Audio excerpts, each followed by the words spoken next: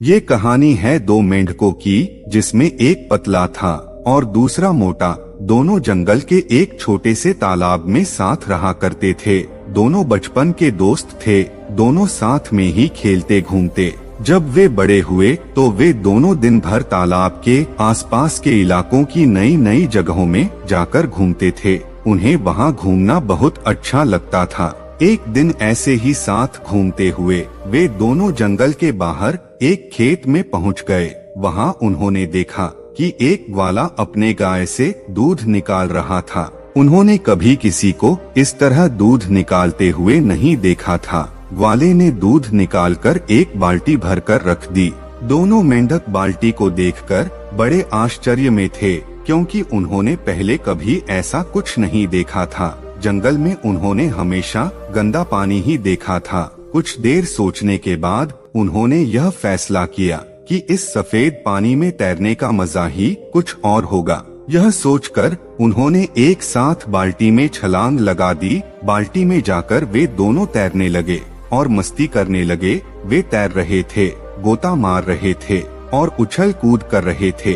खूब मस्ती करने के बाद मोटा मेंढक थक गया और कहने लगा, चल यार, अब घर जाने का समय हो गया है, जंगल वापस चलते हैं। पतला मेंढक भी मान गया, लेकिन जब उन्होंने बाल्टी से बाहर छलांग लगाने की कोशिश की तो वह बहुत बड़ी थी और वे बाहर नहीं निकल पाए। उन्होंने कई बार कोशिश की, कभी बाल्टी के बीच से तो कभी किनारे से, लेकिन दूध की चिकनाहट और उसकी फिसलन की वजह से वे बाहर नहीं निकल पाए। पतला मेंढक मोटे मेंढक से कहता है, भाई, हमें इस बाल्टी से बाहर निकलना है, इसलिए हमें कोशिश करते रहना होगा। मोटा मेंढक उसकी बात मानकर दोनों तैरते रहे। 2 घंटा, 3 घंटे, 4 घंटे हो गए, लेकिन कोई भी आकर उन्हें बाहर नहीं निकाल पाया। मोटा मेंढक थक गया और कहने लगा, भाई, अब मुझसे और तैरा नहीं जाएगा, मैं बहुत थक चुका हूँ। पतला मेंढक उसे समझाता है, अगर तू तैरना बंद कर देगा तो डूब जाएगा और मर जाएगा। हमें मरना नहीं है, हमें तैरते रहना होगा। मोटा मेंढक थोड़ी देर और तैरता रहा, फिर कहने लगा, भाई, मैंने बहुत कोशिश की, लेकिन अब मुझसे और नहीं हो पाएगा, मैं हार मानता हूँ। मोटा मेंढक डूबकर मर जाता है।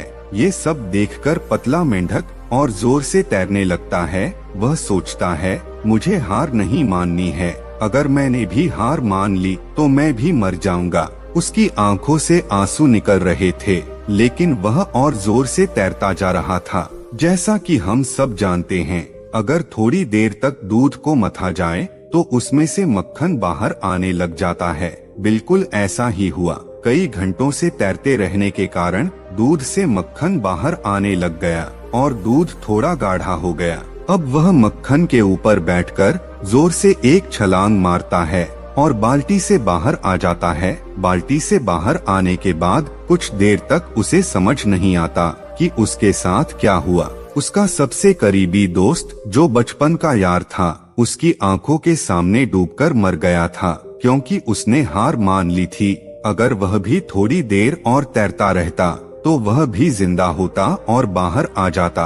पतला मेंढक बाल्टी से बाहर निकलने के बाद जंगल वापस लौटता है और कुछ दिनों के बाद वह एक लेडी मेंढक से शादी कर लेता है। शादी के बाद उसके बच्चे होते हैं और वह अपने बच्चों का नाम अपने उस मोटे दोस्त के नाम पर रखता है। वह अपने बच्चों को रोज शाम को यह कहानी सुनाता है कि उसका एक मोटा दोस्त हुआ करता था, जिसके साथ वह पूरे जंगल में घूमता था। एक दिन वे दोनों एक बाल्टी में गिर गए, जिसमें दूध था। मेरा दोस्त जिसने हार मान ली वह मर गया। मैं तुम्हें सिखाना चाहता हूँ कि जिंदगी में चाहे कुछ भी हो जाए, लेकिन कभी हार मत मानना। अगर तुमने हार मान ली तो वही हश्र होगा जो मेरे दोस्त का हुआ। इस कहानी से हम यह सीख सकते हैं कि दूध का दही जरूर बनेगा, लेकिन उसमें समय लगता है। अगर हमने समय से पहले हार मान ली तो हम भी वहीं खत्म हो जाएंगे। हमें जीवन में जो चाहिए वह हमें तभी मिलता है जब हम कभी हार नहीं मानते।